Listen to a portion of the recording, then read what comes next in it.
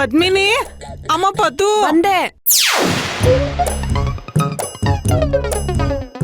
ಏನತ್ತೆ? ಪದ್ದು ಬೇಗ ಬಂದು ನಿಮ್ಮತ್ತೆ ಗುದ್ದು. ಅಯ್ಯೋ ಸುಮ್ಮನೆ ಇರ್ರಿ. ಪದ್ಮಿನಿ, ಯಾವುದಕ್ಕೂ ನಕುಲಿಗೆ ಒಂದು ಫೋನ್ ಮಾಡಿ ಅಲ್ಲಿ ಏನ್ ನಡೀತಾ ಇದೆ ಅಂತ ವಿಷಯ ತಿಳ್ಕೊಳ್ಳೆ. ಅತ್ತೆ, ಅಲ್ಲೇನಾದ್ರೂ ಹೆಚ್ಚು ಕಮ್ಮಿ ಆಗಿದ್ದಿದ್ರೆ ಈಗಾಗ್ಲೇ ನಕುಲ್ ನಂಗೆ ಫೋನ್ ಮಾಡಿರ್ತಿದ್ರು.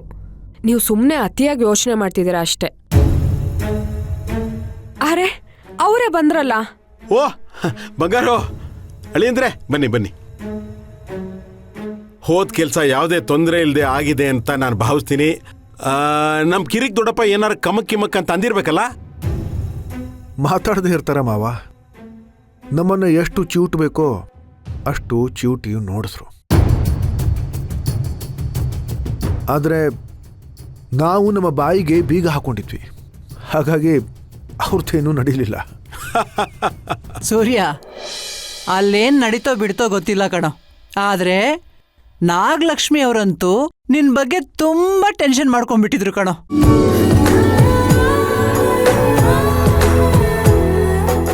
ನೀನ್ ಇಲ್ಲಿಂದ ಹೋದಾಗಿಂದ ಬರೋವರೆಗೂ ನೀರಿಲ್ದೇ ಇರೋ ಮೀನಿನ ತರ ಒದ್ದಾಡ್ತಾ ಇದ್ರು. ಮತ್ತೆ ಟೆನ್ಷನ್ ಆಗದೆ ಇರುತ್ತಾ? ಸುರ್ಬಿ, ಈಗೇನು ಅವರೆಲ್ಲ ಕುಟುಂಬ ಸಮೇತ ಬರ್ತಾರೋ ಇಲ್ವೋ? ಅಮ್ಮ, ಕಾಳಿಂಗರಾಯರ ಬಗ್ಗೆ ಗೊತ್ತಿಲ್ಲ, ಆದ್ರೆ ಅವ್ರ ಮನೆಯವರೆಲ್ಲ ನಮ್ ಸಂಭ್ರಮದಲ್ಲಿ ಕೈ ಜೋಡಿಸ್ತೀವಿ ಅಂತ ಹೇಳಿದ್ದಾರೆ. ಈಗ ಮನೆಯಲ್ಲಿ ಕಾಳಿಂಗರಾಯರೇ ಒಂದ್ ಪಾರ್ಟಿ, ಮಿಕ್ದವರೆಲ್ಲ ಒಂದ್ ಪಾರ್ಟಿ ಆಗ್ಬಿಟ್ಟಿದ್ದಾರೆ. ಹಾಗಾಗಿ ತುಂಬಾ ತಲೆ ಕೆಡಿಸ್ಕೊಳ್ಳೋ ಅವಶ್ಯಕತೆ ಇಲ್ಲ, ಆರಾಮಾಗಿರು.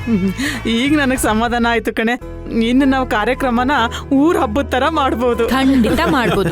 ಪದ್ಮಿನಿ, ತಗೋ, ನಿನ್ ಗಂಡನ ಮನೆಯವರು ನಿಂಗೋಸ್ಕರ ಪ್ರೀತಿಯಿಂದ ಕಳ್ಸಿದ್ದಾರೆ.